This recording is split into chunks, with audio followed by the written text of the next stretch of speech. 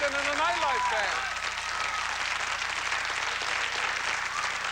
Well, I want to tell you something. My guest tonight has to be one of the most celebrated and recognizable personalities in show business today. Please welcome Farrah Fawcett.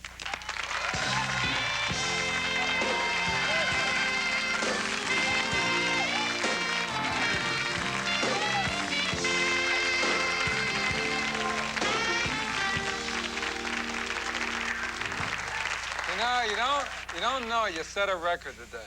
You are in nightlife history the longest traveling guest to appear on the show. Farrah came from London and just got here today, just to do the show, right? So how was the flight? The flight was not good. What happened to the flight? The flight was, we had an aborted takeoff. Aborted.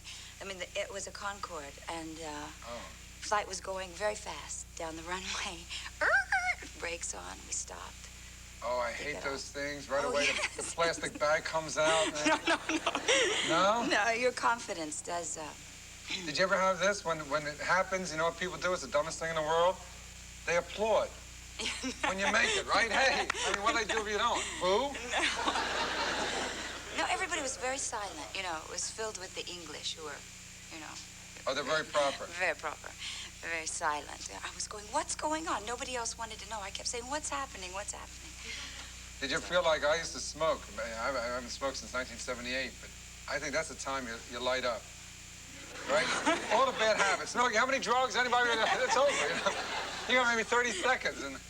But how did it go in London? You were over there for a special reason, and yes. A really terrific reason. Extremities opened, I can say, opened the film festival, the London Film Festival. Which is one of the most prestigious film festivals in the world. So that's real exciting for you. It was. That's it was great. interesting reaction to the film. Yeah. How do people in London, I mean, when you're over there, you're so hounded here in the States. How do they treat you in London? As a celebrity, I mean, at the celebrity end of it. Pretty much the same. Mm-hmm. They still cluster, still beehive? Mm-hmm. Mm-hmm. And you know, their photographers are much more aggressive. Really? Oh yeah, much more. And they can actually come into the airport. You know, right when you get off the airport. What was it? The airplane. The airplane. Airplane. No, really, it's midnight or something for me. So they're there. You know, when you get off a 10.5-hour flight, they say, "Take off your sunglasses." No, come on, let us take some shots. So the paparazzi is just as bad, even worse. Worse than worse. I would say worse. And yeah. how about the people themselves? How they treat you? They're very like. Aggressive, or are they very British? Oh, hello, enjoy you very much. Yes, that's how they are. Yeah? But very intelligent. You know, I talked with a lot of press, and they were all very conservative, very intelligent, and very... you have to get into the rhythm of their questioning. It's not like it is here. You know, where you get very comfortable. You're kind of misled here. You get very comfortable with the reporter, but you never get comfortable there. Yeah, you know, it's an amazing thing. It's one of the great things about your life, and looking at it from the outside, of course, is that you were really on the top. You know, you had one of the most successful television shows, your poster, everything was like on the top, and you turn around, and then you leave it.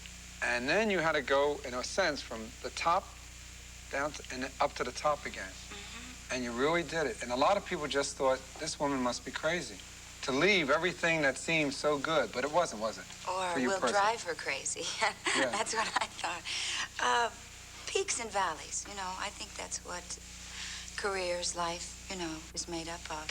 Yeah, but you may be the only person. But you're maybe one of the only persons who turned it around and went from being at the very top of one mountain and climbed up and really did it yourself. Climbed up to the next mountain. And that's one hell of an accomplishment. There aren't many stars who do it. Well, it's just I wasn't very fulfilled, you know, with my work and with my career. So I really didn't have a choice, you know, if I wanted to stay in the business and I wanted to work seriously. I needed to change, make some changes.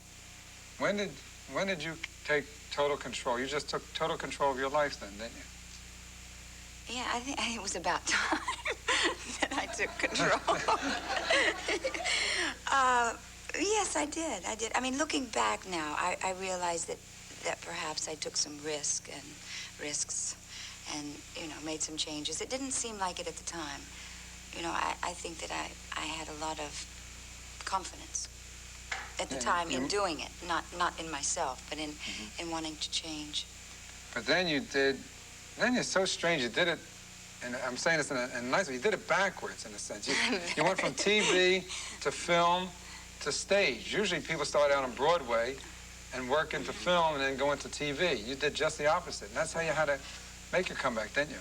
But Extremities was originally on Broadway. That's right. And you really proved it to people.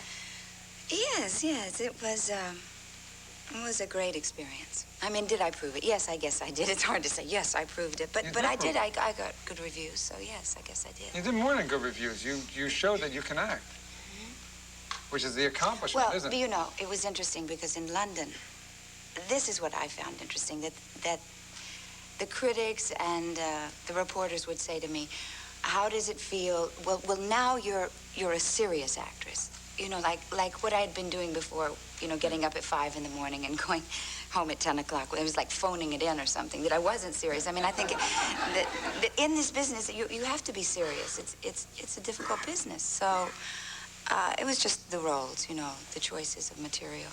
Yeah. I want to talk more about this whole, because it is an unusual thing what you did. You're being very modest. We'll be back right after this.